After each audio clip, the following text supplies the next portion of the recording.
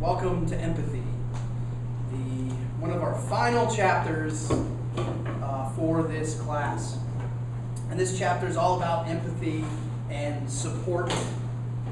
So, what is empathy or empathizing? It is the process, there's that word again, of identifying with or vicariously experiencing the feelings or attitudes of another, right? So you are able to see things from their point of view. This is a common bandied about term, and the problem is that there are different types of empathy that you may not have been aware of, and they're all different. This is the process part of things. They're all different, and they're not interchangeable. The first of these is called empathic responsiveness, and empathic responsiveness is having an emotional or physical reaction that is similar to the person that you are having empathy for, right? So let us say your best friend in the world loses their mom or their dad, and they get sick with grief. They are literally, their stomachs hurt, they have a headache, they're shaky, right? If you are experiencing empathic responsiveness, you feel similar issues. Like you might shake, you might feel a little sick to your stomach, you might get a headache from the stress of it. That is empathic responsiveness. You are literally feeling things similar to them. The second one is called perspective taking. And this is imagining yourself in the shoes of that other person. And the problem with this, when we do this, usually what we do is we say, if I were you, this is what I would do. Well, the problem with that is perspective taking involves you not imagining yourself as you in their shoes, but imagining yourself as them in that situation. So you have to think about how they would respond, not how you would respond, because you're a different person. So if you know your best friend is struggling with money, you can't say, well, this is what I would do, because they're not you. They spend money very, very differently. And so perspective taking literally imagines yourself as them, seeing things from their point of view, through their eyes, not seeing yourself in their shoes. Very difficult to do, only really possible with people who are at that high end of the relationship pyramid. You're not going to be able to truly perspective take with somebody you just barely know or just some of your low-level friends. It takes a serious understanding of who they are and how they view the world to be able to perspective take effectively. And then the last one is just your everyday average sympathy, right? This is feeling concern or compassion or sorrow for somebody else because you know that they're in a distressing situation. So when you're on Facebook and one of your acquaintances says, oh, my cousin died, what is your response? You say, oh, my condolences, or you're in my thoughts, right? You don't feel anything. You don't feel sad. You don't feel any kind of emotional connection unless you knew them and they were close to you. It's like, oh man, I know losing somebody sucks, so I know they must be feeling badly, right? That is sympathy. So when you're on Facebook and that happens, and you go back to playing your Facebook games, that's sympathy. So empathic response, you have a parallel emotional, physical, psychological response to the person that you are having the empathic response with. Perspective taking, which is where you put yourself in their shoes as them and try to see things how they would see it. And lastly, sympathy, where you just feel sorrow. If you've never lost anybody, you don't know what that's like, but you know that losing somebody sucks. So those are the three types of empathy. And to be honest, we aren't necessarily often very good at providing empathy to people, especially guys. And this is because in our culture, guys are taught to be, emotionless, stoic, kind of guys. Well, empathy requires you to feel emotion. Any of the three involves you feeling something. And if you are not able to express your feelings, you are going to have a hard time empathizing with other people. But there are certain things that you can do to help empathy, help build your empathic skills. And first, taking time to know and understand them, right? You can't perspective take unless you understand how they view the world, how they see things, how they spend money, right? You can't have sympathy with somebody if you can't imagine what it is like to lose somebody or to lose a job. So you have to try to understand them, even if that takes time and effort. Another thing you can do is observe other people's nonverbal and verbal behaviors. A lot of times you ask them, are you okay? They're like, yeah, I'm fine. And if you take them on their verbal, they're fine, right? But if you look deeper and you look at their nonverbals are telling you that they're not fine. And so often we as people in the Western cultures, we are afraid to admit when we are struggling. And we don't like other people to see us when we're down. So we like to hide it. But we're still hurting. And if you are trying to empathize with somebody, but they're resisting it, you have to be able to look deeper so that you can give them the help that they actually need, even if they may not think they want it. And then use one of the three types of empathy effectively. They are different. They are not interchangeable. You are going to experience different types of empathy with different types of people. Understand the three types. Use them appropriately. So that's empathy. It's pretty short. It's pretty straightforward kind of thing. The other part of this chapter, the bigger part of this chapter, is the idea of support. And supporting is simply helping people feel better about themselves, their behavior, their decisions. And you do that through what are known as supporting responses. Again, this is something that we aren't necessarily great at. But a good supporting response is going to validate, it's going to show approval, it's going to encourage them, it's going to soothe, console them, maybe cheer them up, maybe help bolster their confidence. And knowing how to put together a good supporting response is very important. We'll talk about that in a minute. One of the big things that needs to come into play when it comes to support is when we think of support, we only think about it often in the negative side of things, right? When somebody has something bad happen to them, we provide emotional, mental, physical support. But supporting is two-way. It's not just when something bad happens, it's when something good happens too, right? Have you ever had really good news and you just wanted to tell somebody, so you tell somebody and they're like, that's cool, right? It hurts because you want them to feel happy for you. You want them to support you. For example, last November, I went to see Alton Brown in Cleveland. Fantastic. It was very cool. And Alton Brown is one of my personal heroes. I love the guy. He's fantastic. And I got a chance to go up on stage and help him with a demo. And I was, like, my mind was blown. It was one of the most exciting things in my life. I was shaking like crazy. And I've been on stage in front of thousands of people. And so it wasn't that. It was the fact that I got to meet one of my idols.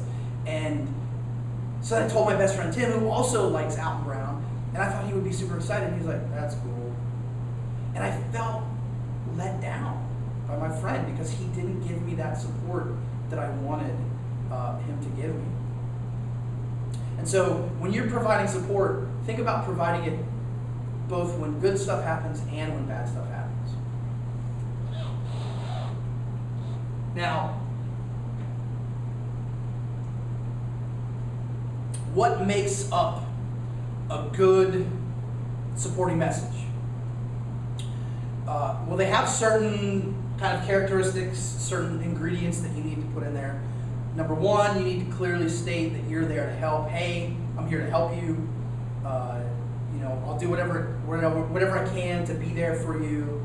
You got to let them know that. We often think that people understand that we're there for them, but we don't say it. So then they might, you can't just assume that they're going to know that you're there for them. Let them know, hey man, I'm here for you. I got your back, right? I want to help you. Express acceptance for them, love, affection, whatever level your friendship is at, express that appropriate emotion. Say, hey man, I care about you. Like in my classes, when students are struggling, not just with stuff inside of class, but outside of class, I let them know it's like, hey, I care about you. You're not just a number or a button to seat. You're a person, you're a human being, and I care about you as a human being. And I want you to do well. So what can I do for you? How can I help you? You have to demonstrate that you actually care. You have to express concern and legitimate, honest interest in their situation. All too often in our cell phone induced, I gotta, right? People feel increasingly disconnected from one another. And so even when we're listening to people, we're not really listening. We're focused on something else. So somebody is spilling their guts to us and we're like, oh yeah, man, that's terrible, right? We don't express a genuine concern. So they're going to feel like they don't matter to you, and then they're never going to express themselves to you again. And so you're burning a bridge. So when somebody comes to you with an issue, good or bad, respond with legitimate interest. Have concern. Indicate that you're ready to listen. Whatever you got to say. So you put away your phone, you sit up straight, you face the person, right? You do all those things that we talked about in the first stage of listening, the mindfulness stage, to get ready, to show them that, hey, you have my interest. I'm going to listen. Even if this is a long story, even if this is a long thing, I'm there for you. I'm going to listen to what you have to say. And, state that you're their ally. That's a big one. A lot of times people are hesitant to express themselves to you because they're afraid that you might use it against them or that you might tell somebody else, right? And so you have to explicitly state to them, hey, I'm your friend. I got your back. What do you need? Acknowledge their feelings and express sincere sympathy. A lot of times in our culture, we get told that our feelings don't matter, that we shouldn't feel that way, right? But here's the thing. People are going to feel how they feel. You can never tell somebody that their feelings are wrong. You can never tell somebody that, oh, you shouldn't feel that way. It's no big deal. But to them it is. And so having somebody say, hey, I understand how you're feeling. I get it. And I'm sorry. And I hope there's something I can do to help you. So you have to acknowledge that their feelings are legitimate. A lot of times people feel stupid because they don't think that their feelings matter, or that they think, oh, I shouldn't feel this way, but I do, and I don't know how to deal with it, right? So you got to let them know, hey, it's okay to feel that way. It's perfectly acceptable for you to feel the way you feel. The last one is encourage other people to elaborate. You cannot understand somebody if you don't understand the problem. And so if somebody just comes to you and says, man, I had a bad day, you cannot provide the appropriate type of empathy. You cannot properly support them because you don't understand the situation. So you might say, hey, care to talk about it? Can you expand on that a little bit? Oh, really? What went wrong? These are things that encourage them to elaborate, to talk more about whatever it is that they had an issue with, so that you can properly help them. All right? So what makes an ineffective supporting message? What are the characteristics or hallmarks of a bad message? Number one, the first several are all focused on criticizing or condemning other people's feelings, telling them that they're feeling, you shouldn't feel that way. Oh, that's no big deal. When I was in that situation, I didn't respond that way. You can't tell somebody how to feel. So let's say, for example, your son or your daughter is playing softball or t-ball or whatever, and they strike out. And they get really upset. One of the worst things you can say to them is, oh, it's no big deal, you'll get them next time. Because to them it is a big deal. So they're going to feel like you're not taking them seriously. Like you don't care about them. You don't care about the things that they care about. So a much better response would be like, oh man, I'm sorry, buddy. Sometimes that happens to everybody. And so all you can do is try to get better, right? There's a big difference between that and saying, oh, don't, it's no big deal, right? I hate it when people say, oh, it's no big deal. Well, to that person, it is a big deal. So you can't condemn or tell somebody how to feel or imply that their feelings are not warranted. Another thing that is bad is monopolizing. We talked about this in listening, taking the focus and putting it on you. So somebody comes to you with bad news and you're like, oh, well, when I went through that situation, this is what I did, and I dealt with it this way, and this is how I felt, right? They don't want to hear that. They're having their issue. They need the focus to be on them. And so you shouldn't make it about yourself. You should also not intrude where you're not welcomed, meaning if you're only acquaintance with somebody and you overhear them talking to one of their best friends about this issue, you shouldn't say, well, hey, here's what I would do, right? Don't intrude past your level of friendship. So that's what makes up a bad message. So you want to focus on all the good stuff. Now, providing support appropriately requires a certain set of skills. Like Liam Neeson, I have a certain set of skills, and I will use them to find you, right? Here, you are going to use those skills to provide effective supporting messages using all of those characteristics of an effective supporting message. And you see on your PowerPoint, you see a list of skills that you can practice: clarifying your intentions, using other-centered messages, framing information effectively, buffering face threats, which is not actually on the screen, which is very strange. I don't know what happened to it. And knowing how to properly give advice. And so the first of these is clarifying your intentions to support them. Basically, this is taking all of the things that are on the list of good things that a supporting message does and doing them, right? Stating that you want to help them, that, I am committed to this relationship. We've been friends for 25 years.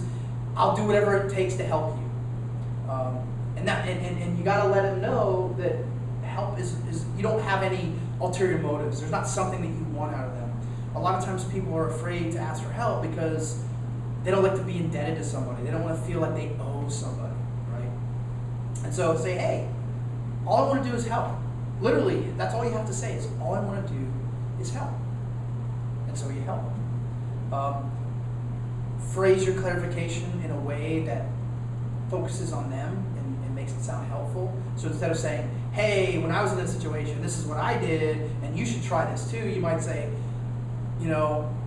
I did go through a similar situation, so if you ever want to ask how I handle things, feel free to ask, because I experienced it, and I'm a tool that you can use, right? You keep it about them, and you phrase it in a way that reflects that all you want to do is help. Now the next thing is the idea of buffering face threats. This is the most complicated thing of the entire semester, and it happens right at the end. And to understand what it means to buffer a face threat, first you must understand what a face-threatening act is, but to understand that you have to understand what the concept of face is. And I have talked briefly about face in previous chapters. But what face is, it's the public self-image that you put forward, right? It's the image that you project to the world around you. And there are two types of face. There are positive and negative face, which I'll talk about in a minute. And they're very, very different, but they're not opposite. They're named oppositely, but they're not actually opposite. And a face-threatening act is a statement of support on your part that could attack somebody's sense of positive or negative face, right? So you say something that you think is all cool, but it actually hurts them. It actually works in reverse, and it hurts their face. So that is what a face-threatening act is. So the skill that you're learning here is how to avoid making your supporting statements in a way that would damage somebody's face. And so that is why it's called buffering face threats. Basically, you're putting a bumper between your statement and their face. So, as I stated, there are two types of face: positive face, negative face.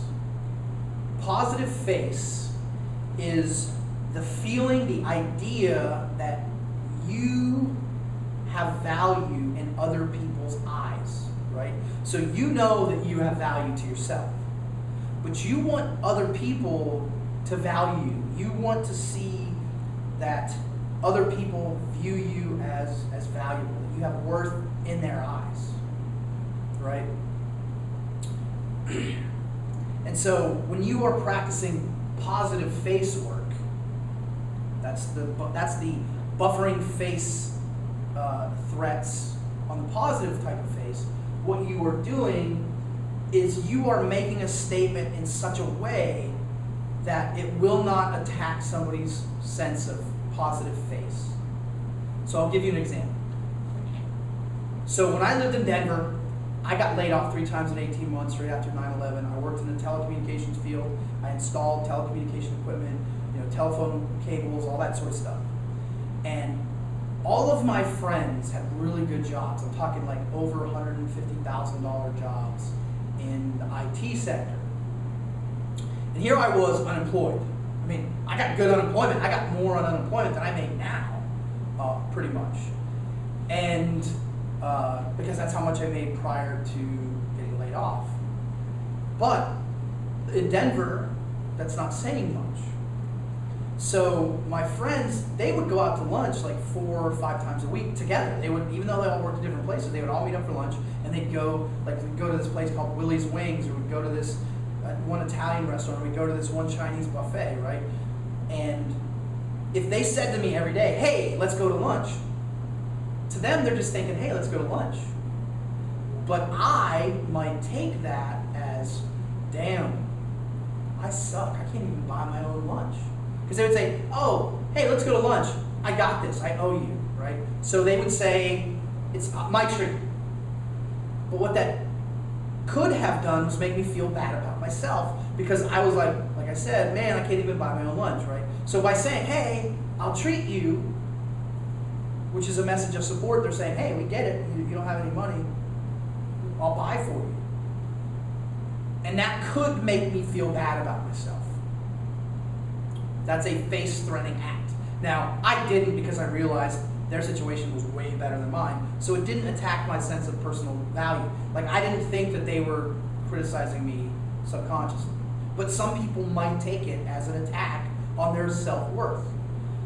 So, in that situation, what they could have said to buffer that face-threatening act would be to say something like, hey, I know you're unemployed, I know you don't have a job, but you helped me move 7 times in 2 years.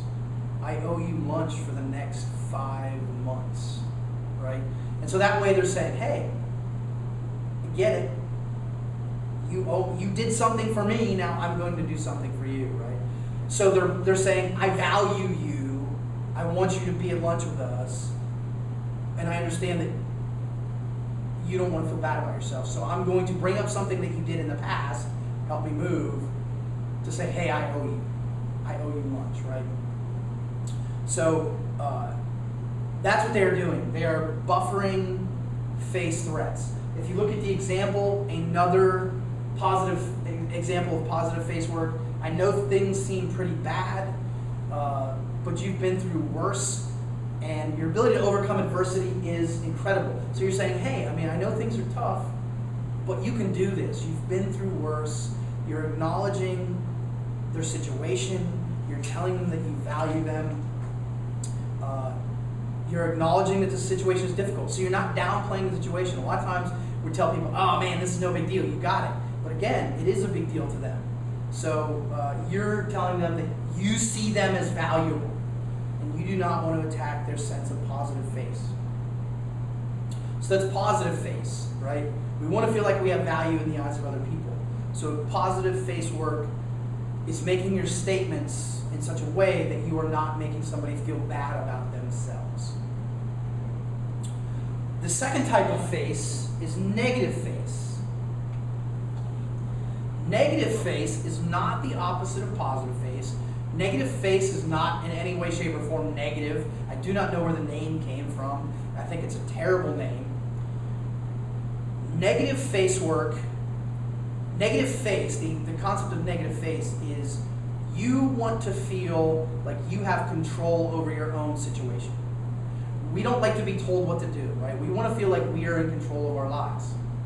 So negative face work involves providing messages for people that offer information, advice, opinions, but you're doing it in such a way that they don't feel like you're telling them what to do.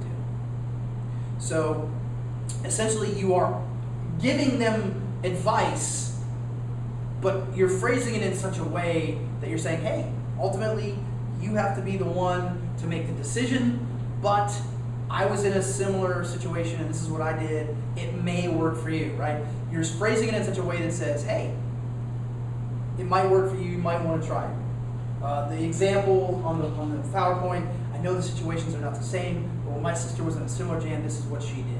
So you're phrasing it as hesitant. You're not telling them this is what you should do. You're saying, hey, this is one possible solution. So essentially, negative face work is offering advice in such a way that it's indirect. And we're going to talk about advice giving in a minute. But that's essentially what negative face work is, right? You're phrasing it in such a way that you're deferring to their judgment, saying, hey, you're the one that has to live with it, you're the one that has to make the decision, but this is an option. This is a potential solution. You want to use tentative language, might, maybe, probably, could, instead of will, must, right? Will, must, those are words that are definitive. They're like, whereas if you use tentative language, you're saying it may work, but it also may not work. And so you're offering it advice indirectly. That's what negative face work is. So positive face, we want to feel like we have value in the eyes of others. Negative face is we want to feel like we're in control of our actions.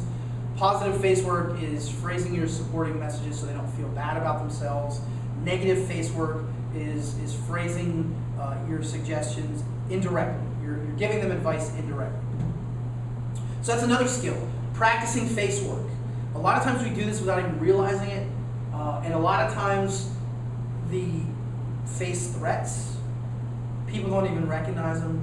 They don't even think about it.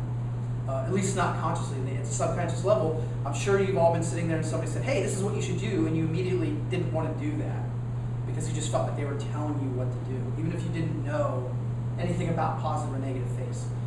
Positive and negative face are difficult often for people in the Western cultures to understand because we don't follow the face. We don't use face in our culture that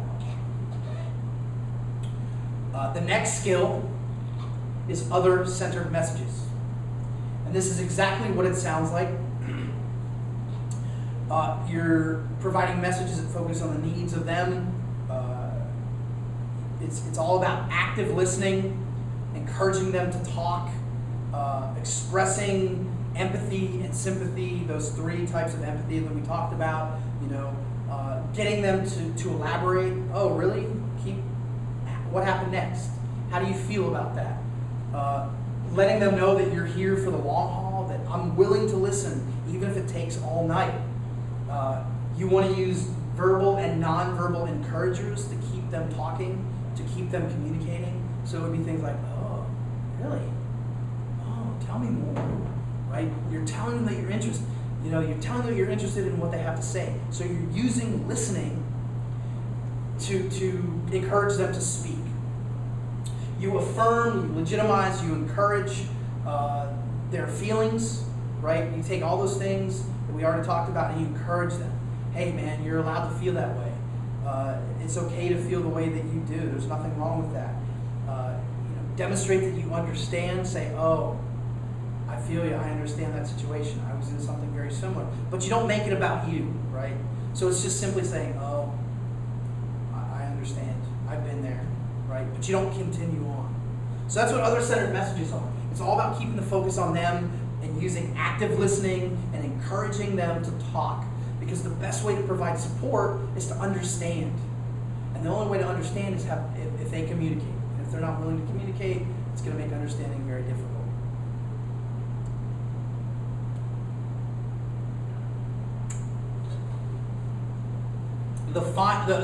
One of the last skills is the concept of framing. And what framing does is it provides support by putting things into a different light. Because when we see an issue, when we see a problem, we see it from our own perspective, right?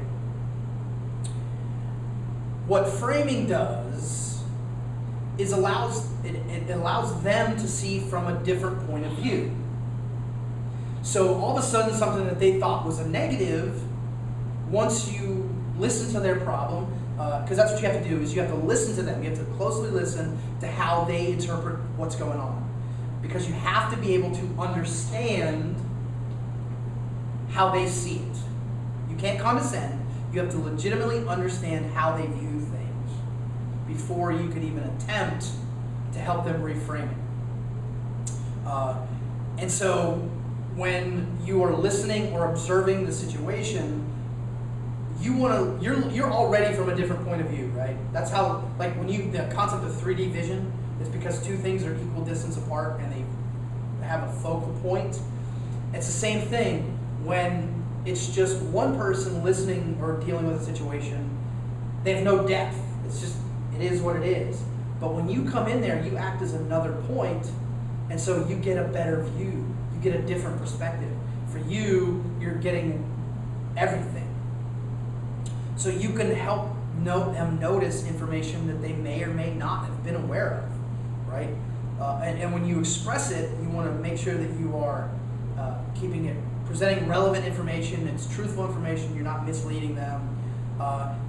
It's just phrasing it in a way that they may not have understood. So, for example, let's say you witness your two friends arguing about money, and the girl says, I really want to go on vacation, and it'd be nice if we could go on vacation. And the guy is like, gets all mad and angry and says some mean things and then storms off. And so your friend turns to you and she's like, I don't understand why he acts like that. He hates me. He's just greedy. He doesn't want to spend his money. And then you're like, well, have you ever thought about this? Neither one of you have fantastic jobs. You make more money than him. He comes from a traditional family where the man is supposed to provide for the woman, and he wants to give you all these things, but he feels bad that he can't because he doesn't make enough money. So he's not mad at you, he's mad at himself. He's yelling because he's frustrated and he doesn't know how else to express his feelings. So now you are like, oh, I never thought about it that way. I thought he was just being greedy and he didn't want to spend any money. I thought he was just, being cheap. But your friend helps you see things from a different perspective. That's what reframing is all about. Seeing things from a different perspective. The last skill is advice giving. And advice giving is something that we all engage in every single day. We give advice, we receive advice. And the number one rule to giving advice is don't. Wait until you have permission to give advice. And that may be asking for permission. Hey, do you mind if I give you some advice? Or waiting for them to tell you, hey, if you have any suggestions, feel free to chime in. And the minute they do, it's fair game, right? You are allowed to give advice. But the problem is we often phrase advice in a way that makes people feel like they have to take it. Remember, that's attacking people's sense of negative face. We don't want to phrase our advice as you have to do this.